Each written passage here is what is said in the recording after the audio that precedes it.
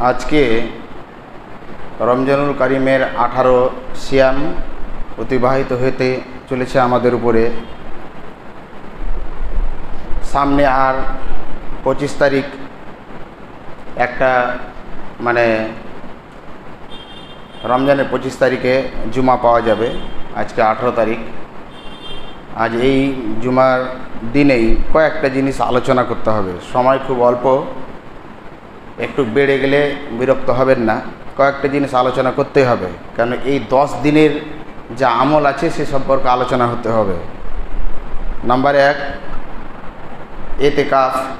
আমাদের রবিবারের দিন গিয়ে রাত্রে থেকে এতেকাফ সম্পর্কে আলোচনা অবশ্যই উচিত। নাম্বার 2,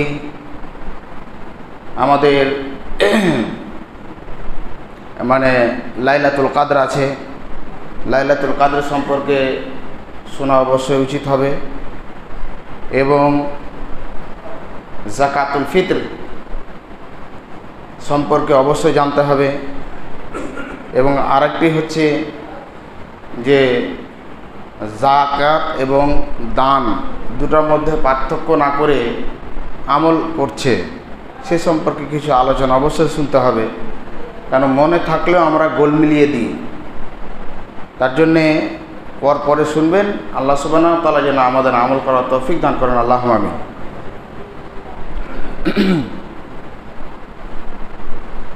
এতেকাফটা হচ্ছে সুন্নাত, এবং শাইখুল ইসলাম ইমাম ইবনে তাইমিয়া রাহমাতুল্লাহ আলাইহি বলেছেন এতেকাফ সুন্নাত। অনেকজন সুন্নাতে মুআক্কাদা বলা হয়, এবং কেউ ফরজ বলেছেন। আর ফরজ যদি কেউ আদায় না হয় তাহলে গুনাহগার হয়ে যাবে, সেটা মাযহাবী লোকেরা বলেন। তাই এতেকাফের জন্য তারা লোক ভাড়া করে রাখে, এটা সঠিক নয়। এতেকাফ ইচ্ছাই এতেকাফ করতে হবে। এতেকাফটা কি জিনিস? এতেকাফ মানে মানুষ এমন মনে করে যে মনে হচ্ছে যে ভূতের ঘর, এতেকাফে বসবে, ও আল্লাহ, ওকে কীরকম মনে করে। যখন এতেকাফ থেকে বেরিয়ে আসছে তো মনে হচ্ছে দুলহা বাবু বেরিয়ে আসছে, এতেকাফে বের হবে, তার জন্য সব ওয়েটিং। একদম মালা পরিয়ে তাকবীর দিতে দিতে ওর বাড়ি পর্যন্ত নিয়ে যাবে, তারপরে ঈদগাহ পর্যন্ত নিয়ে যাবে। এগুলো হচ্ছে শুধু বিদআত আর খোরাফাত আর দেখানো। এতেকাফ হচ্ছে নিজেকে আবদ্ধ করে নেওয়া। এতেকাফ আপনি অন্য সময়ে করতে পারেন, কিন্তু এতেকাফটা রমজানুল কারিমের 10 তারিখে লাস্টের আশারা যেটা 10 রয়েছে সেটাতে হচ্ছে সুন্নাত। এতেকাফের আবেদনিক শব্দ হচ্ছে যে নিজেকে আবদ্ধ করে দেওয়া এবং রুটিনকে ভেঙে দেওয়া। কোনো লোক কারোর কাছে কোনো জিনিস চাইলে যখন হাঁটু গেড়ে তার দরজায় পড়ে যায়, আমি এই জিনিসটা নিবই, আর ও বাধ্য হয়ে যায় দিতে, যে ওকে দিতেই হবে। ওইরকমই কোনো লোক হাঁটু গেড়ে এক মসজিদে আল্লাহর কাছে পাওয়ার জন্যে আর আল্লাহ দিতে বাধ্য হয়ে যাবে, এরকম মনোযোগ নিয়ে এতেকাফ করা যায়। এতেকাফ এরকম দিনও করা যায়। ইবনে উমর রাদিয়াল্লাহু তাআলা আনহু আইয়ামে জাহিলিয়াতে এতেকাফ করেছিলেন। আপনি নিয়াত করেছিলেন যে আমি যদি ইসলাম ধর্ম গ্রহণ করি তাহলে আমি বাইতুল মাকদিসে গিয়ে আমি এতেকাফ করব। তা আপনি যে কোনো জায়গায় এতেকাফ করতে পারেন।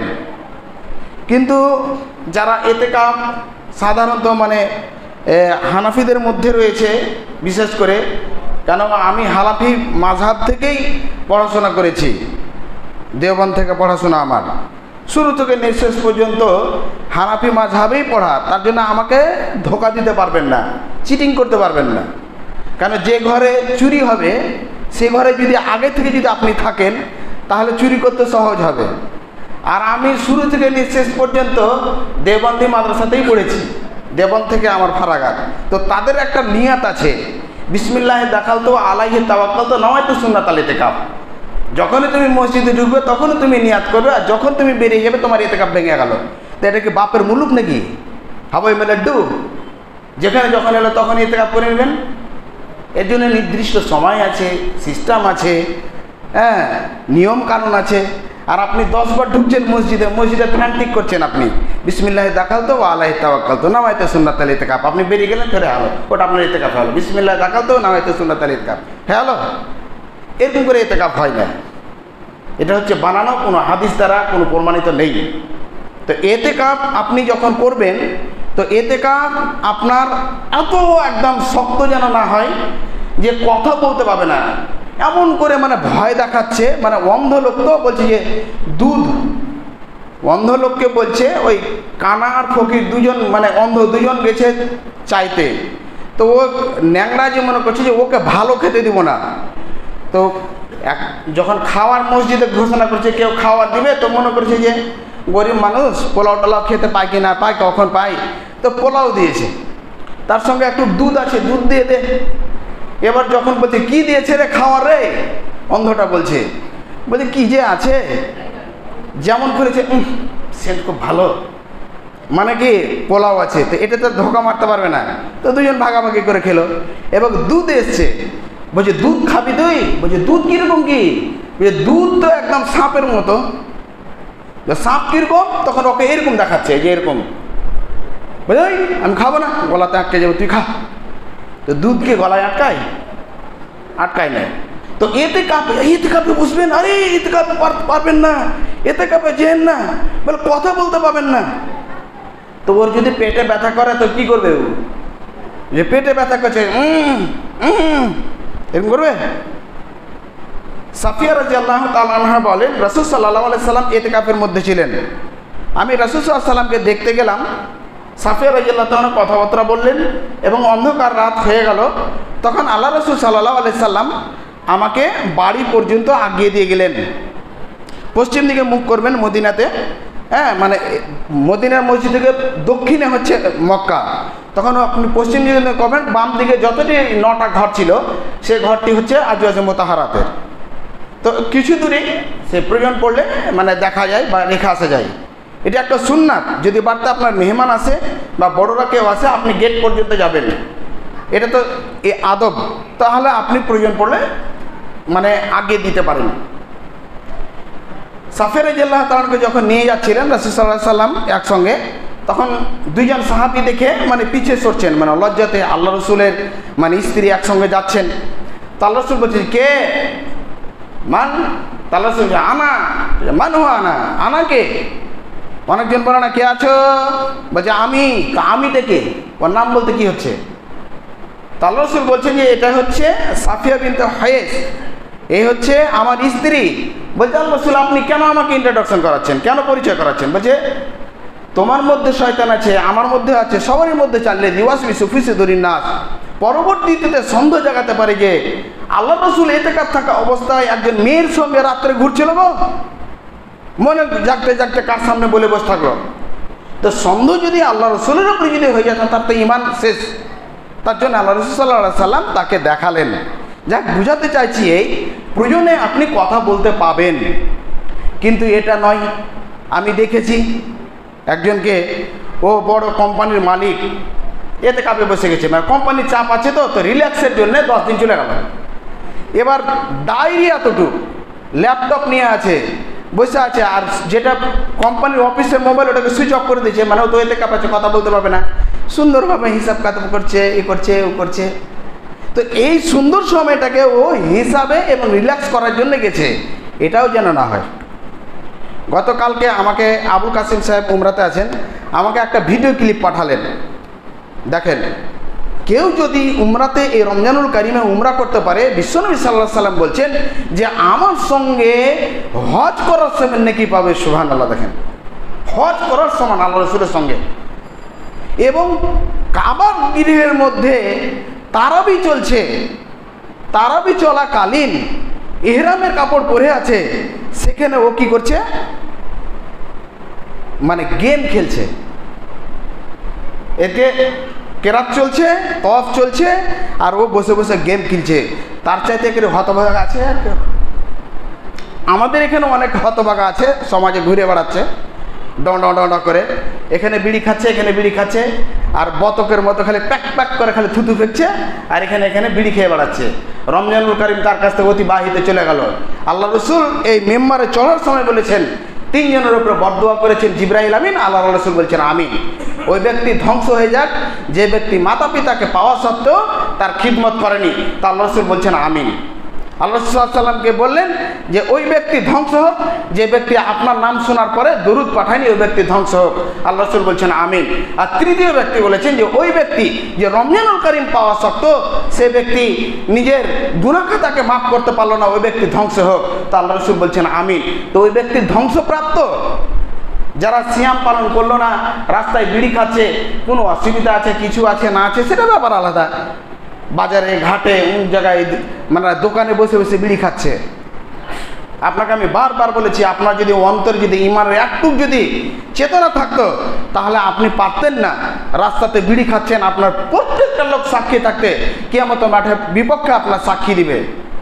মরে দেখেন কীরকম টেস্ট লাগছে, এখন তো ভাত খেতে খুব ভালো লাগছে আর বিড়ি খেতে ভালো লাগছে। আপনাকে তো এরকম বুঝাতে পারবো না, আমার কাছে কোনো ক্ষমতাই নেই যে আপনাকে বুঝাবো, কারণ আপনার মাথায় তো ইবলিস চড়ে আছে, ইবলিস বাধা আছে ঠিক আছে, কিন্তু আপনার মধ্যে ইবলিস আছে, মানে ওয়াসওয়াসা অন্তরটাই আপনার ইবলিস হয়ে গেছে, আপনার অন্তরে কিছু যায় না। খাতামাল্লাহু আলা কুলুবিহিম, আল্লাহ বলছে তার অন্তরে মোহর করে দেওয়া হয়েছে। সামঈহিম, তার কানে একটা ডাঁট লাগিয়ে দেওয়া হয়। আবসারিহিম, তার চোখে একটা পর্দা ফেলে দেওয়া হয়েছে।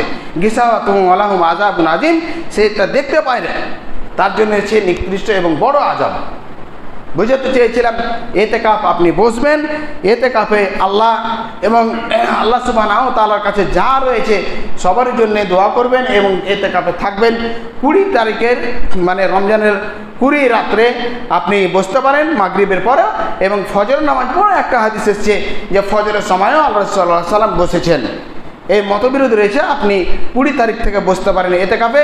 আপনার প্রয়োজন মোতাবেক আপনি মানে কাজ করবেন, আর প্রয়োজন মোতাবেক আপনি ইবাদত বন্দেগী করবেন, সব সময় লেগে থাকবেন, রুটিনকে ভেঙে দিবেন। আপনি যেরকম একটা লোকের রুটিন থাকে, তো একজন মাস্টারমশাইয়ের রুটিন, সকালে উঠলো, ব্রাশ ট্রাশ করলো, যারা নামাজ পড়ে না, উঠলো একটু টিফিন করলো, আবার ঘড়ি দেখছে, খাওয়ার হলো, আবার এ নিল, নিয়ে চলে গেলো, আবার ওখান থেকে এলো, ফ্রেশ হলো, চা খেয়ে নিল, একটু ঘুমলো, তারপরে এবার বাজার ঘাট যা আছে রাত্রে করে এলো, আবার কোনো একটা যে রুটিন আছে, এই রুটিনকে ভেঙে দেওয়া মানে আল্লাহর জন্যই একবারে একটা যে আপনার জিন্দিগির যে রুটিন আছে, যে কমসে কম বিশ্বনবী সাল্লাল্লাহু আলাইহি সাল্লাম বলছেন যে কালকে কিয়ামতের মাঠে লা তাযালু কাদামা ইবনে আদম ইয়াউমাল কিয়ামাতি হাত্তা ইউসআল আন খামসিন আন উমরিহি ফিমা আফনাহু আন শাবাবিহি ফিমা আবলা।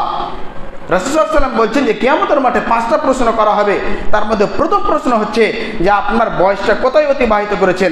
তা আল্লাহকে তো কমসে কম বলতে পারবেন যে আমি 10 দিন আল্লাহ তোমার রাজির জন্য আমি এতেকাফে কাটিয়েছি। তো এতেকাফ করার চেষ্টা করেন, আল্লাহ যেন তৌফিক দান করেন, আমিন। নাম্বার 2 হচ্ছে লাইলাতুল কদর। লাইলাতুল কদরের ব্যাপারে যেটা বলা হয়েছে যে 3টি আয়াত রয়েছে লাইলাতুল মুবারাক, যে লাইলাতুল মুবারাক আর লাইলাতুল কদর থেকে পার্থক্য না করে যারা মাযহাব মানে তারা সেটাকে শবে বারাতে এবং শবে কদরের মধ্যে গুলিয়ে মিলিয়ে দেয়, কিন্তু অ্যাকচুয়ালি যেটা লাইলাতুল কদর হচ্ছে খায়রুম মিন আলফি শাহর, 1000 মাসের চাইতে উত্তম। যেটা সংখ্যা করে অঙ্ক করা যায় যে 80 বছর 43 মাস মতো হচ্ছে যে আপনার নেকিকে লিখে দেওয়া হবে, সমস্ত গুনাহগুলোকে মিটিয়ে দেওয়া হবে। তো এতেকাফগুলোর ব্যাপারে মতবিরোধ রয়েছে, যে রাসূল সাল্লাল্লাহু আলাইহি ওয়াসাল্লামের একটি মানে রিওয়ায়াতের মধ্যে পাওয়া যায় যে লাস্টের 10 দিনের মধ্যে এতেকাফ হবে, অর্থাৎ লাইলাতুল কদর হবে। লাইলাতুল কদর আপনার তার জন্য যারা মানে এতেকাফে থাকবে তাদের জন্য সুবর্ণ সুযোগ যে প্রত্যেকটা রাত জাগতে পাবে। তো লাস্টে আপনার প্রথম হচ্ছে এই যে 20 তারিখ থেকে নিয়ে 29-30 পর্যন্ত যা রয়েছে সম্পূর্ণ আপনি রাত জাগবেন, এতে আপনার এতেকাফ মানে লাইলাতুল কদর ছুটবে না। দ্বিতীয় মত এসেছে যে বিজোড় রাত্রিগুলোতে এতেকাফ করা, বিজোড় রাত্রে এতেকাফ করবেন আপনার 21, 23, 25, 29, 27, 29 এই 5টি রাত্রের মধ্যে লাইলাতুল কদরের কথা বলা হয়েছে। লাইলাতুল কদর অবশ্যই এই 5টির মধ্যেও একটি রিওয়ায়াতে আপনি পাবেন।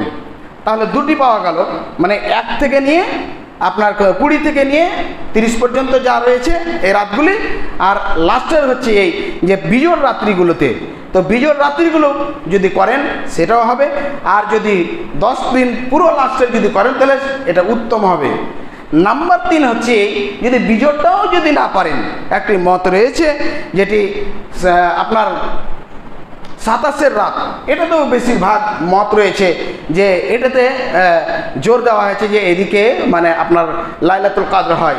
তাই বলে 27-এর রাত্রেই যে হবে, তাহলে ওই যে 3টি 4টি যে মানে মত রয়েছে সেটাতে আপনার কিন্তু ছুটে যেতে পারে। আর আমরা যারা দেখতে পাই মসজিদগুলোতে যেগুলোতে আপনার লাইলাতুল কদর করে এবং কোরআন খতম, মানে লাইলাতুল মানে 27-এর রাত মানে কোরআন খতম, মানে শেষ, কোরআন আর নাই, মানে আর কোরআন পড়া যাবে না, সবে কাদার হয়ে গেল, সব শেষ হয়ে গেল, কিন্তু সূরা তারাবি শুরু হলো, এটা সিস্টেম নেই। সবে কাদার রাত্রে একদম জিলাপি বন্টন করে ইমাম সাহেব কোথায় নামাজ পড়বে জায়গা নেই, বোতল আর জিলাপি, বোতল আর জিলাপি, মানে ফুক দিয়ে দিবে আর জিলাপি বন্টন করে দিবে, সিরনি বলে দেবে, এরকম করে কোনোই নেই। তো 3টা মত পাওয়া গেল। কেউ যদি পারেন তাহলে পুরো 10টা দিন রাত জাগার চেষ্টা করেন, যদি না পারেন তাহলে বিজোড় রাতগুলো 5টা জাগার চেষ্টা করেন, যদি না পারেন কমসে কম 27-এর রাতটাও জাগার চেষ্টা করবেন। কিন্তু এটা সাজেশন, যেরকম স্যারেরা সাজেশন দেয় যে তোমরা টেস্ট বই পড়ে তোমরা পরীক্ষা দাও, যদি না পারো তাহলে নোট দেখো, যদি না পারো তো মনে হয় হচ্ছে আমার এটা আইডিয়া, আর যদি আইডিয়া যদি না খাটে তো লাড্ডু খাবেন। তার জন্যে বিশেষ করে লাইলাতুল কদর আপনি যদি করতে পারেন, আপনার জিন্দগির আপনার 83 বছর 80 বছর যে মতগুলো রয়েছে আপনি এতদিন তো বাঁচবেন না। কেন আল্লাহ রাসূল সাল্লাল্লাহু আলাইহি ওয়াসাল্লাম বলছেন যে মানুষ সাধারণত 60 বছর আমার উম্মতের লোক বাঁচবে, তাহলে গড়ান 60 বছর বাঁচবে। কেউ বেঁচে যাচ্ছে 100 বছর, কেউ 70 বছর, কেউ 30 বছর। কালকে যেরকম 1.5 বছরের বাচ্চাকে মাটি দিয়ে এলাম, তো গড়ান 60 বছর, ওই হিসাবে আপনি চলেন। আপনার একটা রাত যদি আপনি পেয়ে যান, তা আপনার পরে যদি ঈদের পরে যদি আপনার ইন্তেকাল হয়ে যায়, রমজানে ইন্তেকাল হয়ে যায়, তাহলে আপনার গুনাহ মাফ হয়ে যাবে ইনশাআল্লাহ। তাহলে আমরা লাইলাতুল কদর জাগার চেষ্টা করবো ইনশাআল্লাহ। এবং আমরা শুনলাম ইতিকাফের কথা, বিশেষ করে বেশি বেশি করে ইতিকাফ করার চেষ্টা করবো ইনশাআল্লাহ।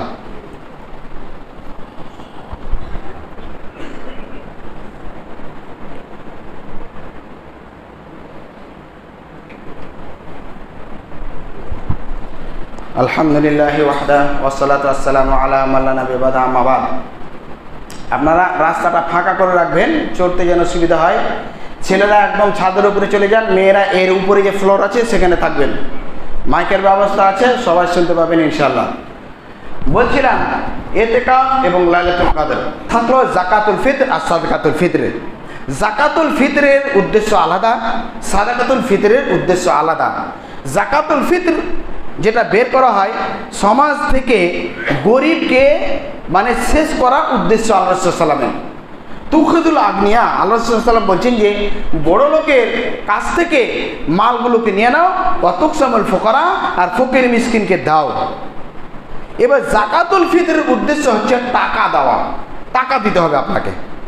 যাকাত মানে হচ্ছে টাকা দিতে হবে। কিন্তু আমাদের সমাজের মধ্যে কিছু প্রচলিত লোক রয়েছে কাপড় বিতরণ করছে। যাকাতে যদি আপনি কাপড় দেন তাহলে আপনার 2টা গুনাহ হবে। এক হলো এই যে আল্লাহ রাসূল সাল্লাল্লাহু আলাইহি ওয়াসাল্লাম দেননি, আর দ্বিতীয় হচ্ছে যে আল্লাহ রাসূল সাল্লাল্লাহু আলাইহি ওয়াসাল্লামের রীতিনীতিকে আপনি মুনহাতিমিন করছেন, তার গুনাহ পাবেন। তাহলে যাকাত দিয়ে আপনার সিস্টেমে যদি না দেন, এটা হচ্ছে আপনার একটা ফরজ, তাহলে আল্লাহ রসুলের বিধান হিসাবে চলতে হবে। আপনার মন মোতাবেক যাকাত কিনে মানুষকে যে আপনি প্রচার প্রসার ঘটাবেন, আপনি বলবেন অমুক তারিখ আসেন, 27 রমজান চলে আসবেন, যে চাইতে আসছে যে আজকে যাকাত বন্টন করে না, 27 দিন 27 দিন, আর এখান থেকে একবারে পিয়াজি মোড় পর্যন্ত থেকে আর আপনার এখান থেকে আপনার দাদামোড় পর্যন্ত লাইন দিয়ে দিয়েছেন, দিচ্ছে কে বলছে আব্দুল্লাহ যাকাত দিচ্ছে, অমুক মাদানি যাকাত দিচ্ছে, অমুক মাওলানা যাকাত দিচ্ছে, আপনার প্রচার হচ্ছে। এই যাকাত যদি আপনি দেন তাহলে রাসূল সাল্লাল্লাহু আলাইহি ওয়াসাল্লাম বলছেন যে মান তাসাদ্দাকা ইউরাই ফাকাদ আশরাকা, যে ব্যক্তি দেখাবার জন্য দান করেছে ওই ব্যক্তি শিরক করেছে, আর যে ব্যক্তি শিরক করেছে ওই ব্যক্তি জাহান্নামে যাবে। তাহলে যাকাত আপনাকে দিতে হবে টাকা। যাকাত 8 শ্রেণীর লোকের উপরে যাবে। সাধারণত যারা ফকির আছে এদের কথা বলা হয়েছে, কিন্তু যাকাতটা বিশেষ করে আপনার বাড়ির লোক থেকে শুরু করবেন। বাড়ি মানে এটা নয় যে আপনি টাকাটা নিলেন, যাকাত দিলে আপনার স্ত্রীকে দিয়ে দিলেন, আর আপনার স্ত্রীর উপরে যাকাত ছিল আপনার উপরে দিয়ে দিলে, এটা মানে এটা নয়। আপনার আত্মীয় স্বজনকে দেখবেন, গরিব লোক যারা মধ্যবিত্ত লোক রয়েছে তাদের যাকাত মানে দেখে দেখে দিতে হবে, বাড়ি বাড়ি দিতে হবে, পরিষ্কার পরিচ্ছন্ন থাকে। কিন্তু তার টাকা এত প্রয়োজন, ঋণগ্রস্ত লোক, সে এত ঋণী রয়েছে, সে ব্যক্তি অসুখ দেখাতে পারে না, ডাক্তারের কাছে যেতে পারে না। কিন্তু আপনি ফকিরকে, মিসকিনকে অমুক থেকে অমুক জায়গা, এই সমাজ থেকে ওই সমাজ, এই দেশ থেকে এই দেশ, এই জেলা থেকে এই জেলা টাকা দিয়ে বাড়াচ্ছেন। আপনার নিজের পরিবারকে দেখবেন আগে, আপনার খালা, আপনার ফুফু, আপনার চাচতো ভাই, আপনার নিজের ভাই, আপনার পাড়ার, আপনার গ্রামের, এরকম করতে করতে করতে যাবেন। মাদ্রাসা রয়েছে, মাদ্রাসাতে যে ফি সাবিলিল্লাহর খাত আছে সেখানে দেবেন, কিন্তু মসজিদে চলবে না। অনেকজনের উপর জাকাত ফরজ আছে, এবার ও টাকাকে নিয়ে এসে তখন মসজিদে দিয়ে দিল। মসজিদে ঘোষণা হচ্ছে, মসজিদে দোতলাতে টাইলস লাগাতে হবে। তখন দাঁড়িয়ে তখন আব্দুল্লাহ বলছে যে আমি যতটুকু টাইলস লাগবে দিয়ে দেব। ও কি দিয়েছে? জাকাতের টাকা দিয়েছে। জাকাতের টাকা মসজিদে লাগবে না, জাকাতটা হচ্ছে মালের ময়লা। আর আপনি আপনার পাশে কেন জাকাতের টাকা রাখবেন? বাড়ির মধ্যে যদি বাঘ ভালুক থাকে, সাপ থাকে, তো আপনি বেঁচে যেতে পারবেন। কিন্তু বাড়িতে যদি জাকাত দেওয়ার টাকা যদি না থাকে, তাহলে আপনি বাঁচতে পারবেন না, নিশ্চিত আপনার ধ্বংস হবে। ইহকাল তো হবে হবে, পরকালও হবে। তার জন্য জাকাত আপনাকে অবশ্যই দিতে হবে। জাকাতের মাল যারা প্রয়োজন রয়েছে, ওই 8 শ্রেণীর মধ্যে যদি থাকেন তাহলে নেবেন, প্রয়োজন যদি থাকে তাহলে আপনি নেবেন। অপ্রয়োজনীয় দেখছি জাকাতের মাল নিয়ে বেড়াচ্ছে, ওটা ওর অভ্যাস। জাকাত আপনি এক জায়গায় জমা করেন, এটা হচ্ছে সবচেয়ে উত্তম, এবং এক জায়গায় দেন। আমাদের সমাজের মধ্যে শুনছি যে অমুক ব্যক্তি 2 কোটি টাকার মালিক, 4 কোটি টাকার মালিক, 5 কোটি টাকার মালিক। কই মালিক? মালিক কই? আমার চোখে তো মালিক দেখতে পাই না আমাদের সমাজে। জাকাতে টাকা 1 কোটিতে 2.5 লাখ টাকা বের হবে। আপনি যদি 3 কোটি টাকার মালিক হন, তাহলে 7.5 লাখ টাকা আপনি বের করে দেখান তো দেখি কীরকম আপনার গায়ে ব্যথা করছে। আপনি মালদার কোথায়? আপনি মানুষের মুখে মালদার, আল্লাহর নিকটে আপনি মালদার নন। আর জাকাত ওরাই বের করতে পারবে যারা আল্লাহ যাকে কবুল করবে। যেরকম নামাজ ওরাই পড়তে পারবে, রোজা ওইরকমই করতে পারবে, হজ ওইরকমই করবে, যেরকম আল্লাহর কাছে ও কবুল হবে, আল্লাহর কাছে ও ভালো বান্দা হবে, তারাই পারবে দিতে। সবাই দিতে পারবে না। কিছু লোক ও কোটিপতি, প্রায় মোটামুটি 30-40 হাজার টাকা বের করে তখন কাপড়ের অ্যাড দিয়ে বা 100 টাকা 50 টাকা ধরিয়ে দিয়ে হই হাল্লা করে দিলে একদিনে ওইও জাকাত দেয়। জাকাত দেওয়ার একটা সিস্টেম নাই। কামা হাত কাহু আপনাকে জাকাত দিতে হবে একদম সিস্টেম অনুযায়ী। আপনি টাকার তো দিবেন, আপনার ছাগল যদি থাকে তাকেও দিতে হবে, উট যদি থাকে তবুও দিতে হবে, আপনার গরু যদি থাকে তবুও দিতে হবে। পরিমাণ আছে। অনেকজন বলছে যে 7.5 ভরি সোনা নেই, জাকাত কি করে দিব? কিন্তু ওর কাছে কোটি টাকা ওর ব্যাংকে রাখা আছে, কোটি টাকা ওর আলমারিতে রাখা আছে, কিন্তু জাকাত দেয় না। কোথায় যে শুনে নিয়েছে? 7.5 ভরি, 52 ভরি তো চাঁদি নেই, তো জাকাত কি করে দিব? দানই করছি। ওরে আল্লাহ রে আল্লাহ রে আল্লাহ! এই টাকাগুলোকে জমিয়ে আল্লাহ সুবহানাহু ওয়া তাআলা বলছেন তাকে একটা রূপ দেওয়া হবে, আর গরম করে ছাঁক দিবে একদম। একবার এরকম নেবেন, একদম এরকম আর এরকম করবেন। বুঝতে পেরেছেন? জাকাত দেন, জাকাত দিতে হবে, জাকাত দেওয়া বাধ্য। ওটা আপনার মাল নয়, এটা গরিব দুঃখীর মাল। আপনি কিসের বড় লোক যে গরিবের মাল, ফকিরের মাল রেখে আপনাকে বাড়তে রাখতে হয়েছে? আপনি তো গরিব, ফকির, মিসকিন, 8 শ্রেণীর লোক যারা বলা হয়েছে, তাদের আপনি হককে দাবিয়ে রেখেছেন। আর হুকুকুল্লাহর হক আল্লাহ সুবহানাহু ওয়া তাআলা হতে পারে আপনাকে মাফ করে দিতে পারে, কিন্তু বান্দার হক আপনাকে ছাড়বে না। 8 শ্রেণীর লোক আপনাকে ছাড়বে না, কিয়ামতের মাঠে আপনার পাঞ্জাবি ছিঁড়ে দেবে। বুঝলেন? জাকাত অবশ্যই দিতে হবে। আপনি জাকাত দিবেন, 2.5% জাকাত দিতে হবে। জাকাত যেরকম 7.5 ভরি সোনা এবং 52.5 ভরি চাঁদি যদি না থাকে, তার পরিমাণ টাকা যদি না থাকে, 3টাকে মিলিয়ে যেটা সোনার দাম বা চাঁদির দাম, ইবনে তাইমিয়া রাহমাতুল্লাহ বলছেন সোনার দাম নাহলে চাঁদির দাম, যেটা বাজারে কম থাকবে যেরকম এখন চাঁদির দাম কম, ওটাকে কম করে দাম ধরে প্রায় মোটামুটি 24 থেকে 25,000 টাকা আসছে। আপনি 25,000 টাকা খাওয়া দাওয়া করে নর্মালভাবে চলার পরে যদি থাকে তাহলে আপনাকে জাকাত দিতে হবে। এবার বলেন কত শ্রেণীর উপরে জাকাত পড়ছে। যেরকম সমাজের মধ্যে রয়েছে যে হজ করবো না ভাই, এখন বেটিটা আছে, বেটিটার বিয়ে দিই, আগে ফরজ কাজটা করি, মানে ওর বেটির বিয়েটা একটা ফরজ। ভাই এখন তো জোয়ান হয়ে আছে, তারপরে হজে যাব, মানে যত আকাম সুকাম করে দেওয়ার পরে ইটিস পিটিস করবে, তারপরে লাস্ট টাইমের হজে যাবে, ধাক্কা খেয়ে হয় ওখানে থাকবে, মরে গেল, না হলে ঘুরে ফিরে এলো।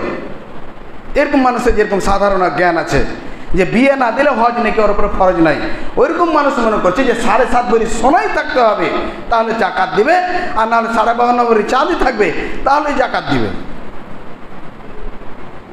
গতকালকে আসরের পরে একজনের সঙ্গে আমি কথা বলছি ফোনে, তো আমি ওকে বলছি আমাদের গ্রামের, ওকে বলছি দাদি জাকাত বের করেছো? ও জাকাত তো আমার উপরে নাই রে ভাই, আবদুল্লাহ ভাই বলেছে, আবদুল্লাহ ভাই আব্দুর রাজ্জাকের বেটা বলেছে জাকাত তো আমার ওরকম ফরজ। কত টাকা তোমার কাছে, কত টাকা আছে? বলছে 60,000 টাকা এখন বাড়তে আছে। আর ব্যাংকে দাদু যে ছেড়ে গেছে ব্যাংকে, বলছে ওখানে ব্যাংকে রাখা আছে 5 লাখ টাকা আছে,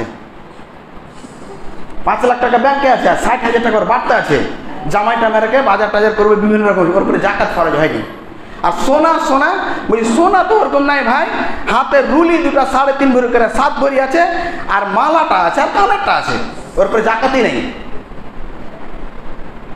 বলেন এ কি পাবে? হাওয়াই লাড্ডু পাবে?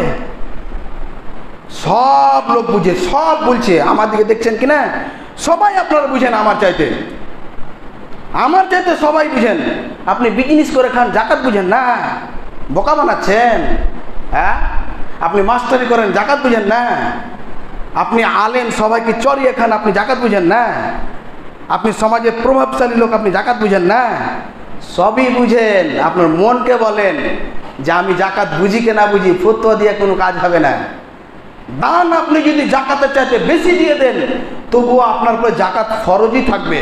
ধরেন যে জাকাতে আপনার কাছে 1 লাখ টাকা বের হতো, কিন্তু দান করে দিয়েছেন 3 লাখ টাকা, জাকাত হিসাবে কাউন্টিং করে বের করেননি, দান করে দিয়েছেন, তার জন্য আপনার জাকাত যে হয়ে যাবে এটা নাই, আপনাকে হিসাব করে রীতিমতো আপনাকে জাকাত বের করতে হবে। বুঝতে পেরেছেন? জাকাত মাদ্রাসাগুলোতে দিবেন, বিভিন্ন জায়গাগুলোতে দিবেন, এবং যেগুলো মাদ্রাসা রয়েছে সেগুলোতে দিবেন। ফেতরা, ফেতরা যেটা ব্যাপার রয়েছে, ফেতরাটা আমি বলেছিলাম, ফেতরাটা দিবেন লাস্টের দিকে। ফেতরার উদ্দেশ্য, জাকাতের উদ্দেশ্য সম্পূর্ণ বলতে পারলাম না, কিছু বললাম। ফেতরার উদ্দেশ্য হচ্ছে যে ঈদের দিনে ফকির মিসকিন যারা রয়েছে, মিসকিনরা যেন চাইতে না বের হয় এবং পেটে খাওয়ার থাকে, খুশির মানে প্রভাবটা তার চেহারাতে যেন ফুটে আসে, সবাই যেন খাওয়া দাওয়া করে যেতে পারে আপনার এতে ঈদগাহাতে, এটা একটা উদ্দেশ্য। আর ফেতরার আরেকটা উদ্দেশ্য হচ্ছে যে তুতাহিরুল সিয়াম, সিয়ামের শুদ্ধিকরণ, অর্থাৎ আপনার এই সিয়াম অবস্থায় আপনি কোনো ছোটো মোটো আপনি ভুল করে দিয়েছেন, হঠাৎ একটা অদৃশ্য মানে জিনিস মেয়েদের উপরে চোখ পড়ে গেছে, বা আপনি একটা কোনো একটা হাদিস কোরআন দেখতে দেখতে বা ফটো আপনি খবর শুনছেন, হঠাৎ একটা মেয়ে চলে এলো, বা আপনি মিথ্যা কথা বলে দিয়েছেন, বা আপনার দ্বারা কোনো একটা সাগিরা গুনাহ হয়ে গেছে, সেই জিনিসগুলো মানে আপনার মোচন করে দিবে ফেতরা। কিন্তু ফেতরা আপনি 15 রোজাতে বের করে বসে আছেন, তা আপনার এই 15 রোজার মধ্যে যে 15 যে সিয়াম রয়েছে, আপনার কি ভুল ত্রুটি হবে না? অবশ্যই হতে পারে, কেন আপনি মানুষ, আমি মানুষ, সবাই মানুষ। বুঝাতে চেয়েছি এই ফেতরা যদি একসঙ্গে জমা করা যায়, তাহলে আব্দুল্লাহ ইবনে আব্বাস রাদিয়াল্লাহু তাআলা এবং আবু সাঈদ খুদরী রাদিয়াল্লাহু তাআলা বলছেন যে 2 দিন 3 দিন আগে জমা করে যেতে পারে, এক সমষ্টিভাবে যখন জমা করে বিতরণ করবে। আমাদের সিস্টেমগুলোই ভুলে গেছি গো। জাকাত যদি একসঙ্গে করতাম তাহলে এই ফকিরগিরি থাকতো না। আমরা ফকিরকে আরো সাপোর্ট করি। দেখেন এমএন হকের স্ত্রী জাকাত বাঁটছে আজকে নাকি শুনলাম, তো গেটে দাঁড়িয়ে 100 টাকা নোট করে দিচ্ছে, ওখানে এমন ধাক্কা ধাক্কি মনে হচ্ছে যে হাজরে আসওয়াদকে চুনতে যাচ্ছে আর ধাক্কা ধাক্কি হচ্ছে। এটাতে আপনার কি গরিব দূর হবে না গরিব বাড়বে? একজন মেয়েকে ধরেন, মেয়েকে ওই ছেলেকে বলেন, এ নাও 10,000 টাকা, তুমি সবজি ব্যবসা করবে, সবজি ব্যবসা করো। একজনকে ধরেন আপনার 5 কোটি টাকার মালিক, তাহলে 5 কোটি টাকার মালিক হলে আপনার বের হচ্ছে 10 লক্ষ টাকা। ওই দুটা চারটা লোককে টোটো কিনে দিয়ে বলেন যে এরপরে আপনাকে যেন না দেখতে পাই, আপনি টোটো কিনে আপনি চালান, আপনি ব্যবসা করেন, 2 লাখ 2.5 লাখ টাকা নিলেন, এই সিস্টেমে দিতে হবে। আর এই ফেতরা, কোনো মসজিদে তো ফেতরার টাকাও মসজিদে রেখে দিচ্ছে, আস্তাগফিরুল্লাহ। তার জন্য মরল সর্দারের মন খারাপ, মানে গিত্তানি করতে পায় না, গিত্তানি না করা তো আর মন খারাপ, যে কেন চালের কথা বলে বসে থাকলো, টাকা তো কিছু রাখাও যেত। আলহামদুলিল্লাহ এই সমাজে যতদিন থেকে এসেছি, প্রায় 5 বছর, এবার কুরবানি আসরে আমরা 11 ঈদ হয়ে যাবে, শুরু থেকে আলহামদুলিল্লাহ আমরা জাকাতুল ফিতর খাদ্যদ্রব্য দিচ্ছি, সবাই দেওয়ার চেষ্টা করেন। এবার থাকলো ফেতরা কতটুক দিবে। ফেতরাটা আপনি 1 কিলো দিচ্ছেন, হাফ কিলো দিচ্ছেন, ফকিরের মতো দিচ্ছেন। ওই মেয়েটাকে, ওই ছেলেটাকে, ওই বিধবা লোকটাকে, ওই পঙ্গু লোকটাকে, ওই প্যারালিসিস লোকটাকে আপনি 2 কুইন্টাল 4 কুইন্টাল চাল দিয়ে দেন না, যেন আর না কারোর সামনে লজ্জিত হতে হয়। আপনার কি হয়ে গেল? সবাই একসঙ্গে জমা করে, এবার যদি যে সমাজে জমা করার ব্যবস্থা নেই, তাহলে আপনি ঈদের রাত্রে দেন, কিন্তু ঈদ পড়ে এসে যদি আপনি দেন, তাহলে সাধারণ দান হবে, ফেতরা আদায় হবে না। আপনাকে ঈদ পড়তে যাওয়ার আগেই দিতে হবে, বুঝতে পেরেছেন? তাহলে আমাদের যেরকম গ্রাম যে এলাকাতে রয়েছে, প্রথমে বলেছিলাম এই যে আব্দুল গফুর সাহেব আছেন, ঈদগাহ কমিটি সভাপতি সাহেব, আমি 2010-এ বলেছিলাম যখন এসেছিলাম, সেই ঝামেলা তখন থেকে একাই চাল দিই। এখন আল্লাহর রহমতে এমন ব্যবস্থা হয়েছে, 21টা জামাত সব 2 দিন আগে জমা হবে, সমস্ত চাল জমা হয়ে যাওয়ার পরে ওই রাত্রে কিছু তরুণ যুবকেরাই আগে লিস্ট করা হয়ে গেছে, অমুক অমুক মেয়ের বাড়িতে, অমুক অমুক বাড়িতে ফেতরা চাল ভ্যানে করে রাত্রেই বন্টন করে দেওয়া হবে, ঈদের রাত্রে। তাহলে আমি বুঝাতে চেয়েছি, যদি আপনি একাই যদি বাটেন, তাহলে আপনি ঈদের রাত্রে দেওয়ার চেষ্টা করবেন বা একদিন আগে দেওয়ার চেষ্টা করবেন। আর ফিতরার পরিমাণের ব্যাপারে মতভেদ রয়েছে। ফিতরা বলা হয়েছে 1 সা, সায়ের ব্যাপারে যেটা বলা হয়েছে, সা যেটা আছে এটা একটা কাঠা। আপনারা বুঝতে পারবেন কি না পারবেন, যারা গ্রামের লোক তারা আগে ধান লাপতো কাঠা, বা মায়েরা চাল লাপতো কাঠাতে। তো কাঠাটা মদিনাতে বলা হয়েছে কাঠাতে 1 কাঠা দিত, একটা পাত্র। এটা সাটা কি জিনিস মনে করছে, কোন যে একটা আজব মনে হয় জিনিস আছে, সা সা সা সা যে কি, সা একটা কাঠা পরিমাণ। মদিনাতে আমরা দেখলাম, শুরুতে যাওয়ার পরে এগুলো জিনিস আমরা ছেড়ে দিয়েছিলাম। তো মদিনাতে গিয়ে আমরা দেখলাম যে 1 সা খেজুর কতটুকু আসছে, 1 সা পনির কতটুকু আসছে, 1 সা আটা কতটুকু আসছে, 1 সা চাল কতটুকু আসছে।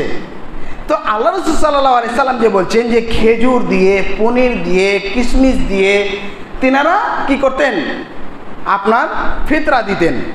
তো আপনি যখন ওই কাঠাতে আপনি যখন খেজুর উঠাবেন, তার ওজন আলাদা হবে। আটা যখন উঠাবেন তখন পরিমাণ আলাদা হবে, কিশমিশ যখন উঠাবেন তার পরিমাণ আলাদা হবে। তার জন্যে মতবিরোধ হচ্ছে, যে বলছে কেউ 2.5 কিলো, কেউ 3.25 কিলো, কেউ 1 কিলো 700 গ্রাম, কেউ বলছে 3 কিলো। তো লাস্ট যেটা রয়েছে 2.5 কিলোর কম নেই, আর ফার্স্ট হচ্ছে যে 3 কিলোর উপরে নেই। আপনি যদি 3 কিলো দেন, তাহলে কোনো সন্দেহের মধ্যে থাকবে না, আপনি দিয়ে দিলেন। আর আপনি যদি 2.5 কিলো দিয়ে দেন, তাহলে আপনি যে গুনাহগার হবেন এটাও নয়, ইনশাআল্লাহ ফিতরা আদায় হয়ে যাবে। এবার আপনার ব্যক্তিগত হিসেবে আপনি দেখবেন, আপনি খাদ্যদ্রব্য হিসেবে যেটা আছে সেই হিসেবে আপনি দেন, বুঝতে পেরেছেন? তাহলে অনেকজন প্রশ্ন করছে যে 2.5 কিলো দিব না 3.25 কিলো দিব, কেউ 3 কিলো বলছে। তো সিস্টেমটা হচ্ছে এই, যে আপনার ওই কাঠাতে যখন যে জিনিস মাপবে সেই হিসাবে আপনি 1 কাঠা যদি মুড়ি মাপেন, তো কতটি ওজন হবে বলেন তো? আপনি একটা টিনে একটা মুড়ি মাপলেন, এত বড় একটা টিনে, ধরেন যে ঘিয়ের টিনগুলোতে, তাহলে কতটি ওজন হবে? 1 কিলো 300 গ্রাম হবে। কিন্তু ওটাতে ঘি ওজন করেন তো কতটি হবে? ওটাতে পনির ওজন করেন তো কতটি হবে? মনে হয় বুঝাতে পেরেছি কি না পেরেছি কি জানি, বুঝতে পারলেন কি না? আমি বুঝাতে চেয়েছি কেউ যদি 2.5 কিলো দেয় তাহলে সেটারও আদায় হয়ে যাবে, 3 কিলো দেয় তাহলে উত্তম, সেই ব্যক্তি আর কোনো ঝামেলা মতবিরোধের মধ্যে থাকবে না। আপনারা এরকম করে ফিতরাটা আদায় করার চেষ্টা করবেন, জাকাতটা আদায় করার চেষ্টা করবেন, লাইলাতুল কদর আদায় করার চেষ্টা করবেন এবং ইতিকাফে থাকার চেষ্টা করবেন। আল্লাহ যেন তৌফিক দান করেন, আমিন। ওমা তৌফিক ইল্লা বিল্লাহ। রাব্বানা তাকাব্বাল মিন্না ইন্নাকা আনতাস সামিউল আলিম ওয়া তুব আলাইনা ইন্নাকা আনতাত তাওয়াবুর রহিম। সাল্লাল্লাহু তাআলা খায়রা খালকিহি মুহাম্মাদিন ওয়া আলা আলিহি আজমাইন বিরহমাতিকা ইয়া আরহামার রাহিমিন। আমাদের অনেকগুলো মাদ্রাসা রয়েছে, তো আপনারা জানেন একটা মাদ্রাসা সেটা বেরেলি এলাকাতে হয়েছে এবং হেফজুল কোরআন, সেখানে ইংরেজি বাংলা পুরো পরিমাণে ডাক্তার জাকির নায়কের সিস্টেমে পড়ানো হচ্ছে রাজাপুরে, সেখানে একদম বেরেলি এলাকা। আমি গেছিলাম সে মাদ্রাসার, আমি মসজিদে আমি এতে উদ্বোধনে, তো সেখানে আপনারা ছেলেকে রমজানের পর ভর্তি করতে পারেন এবং সেখানে অনুদানও দিতে পারেন।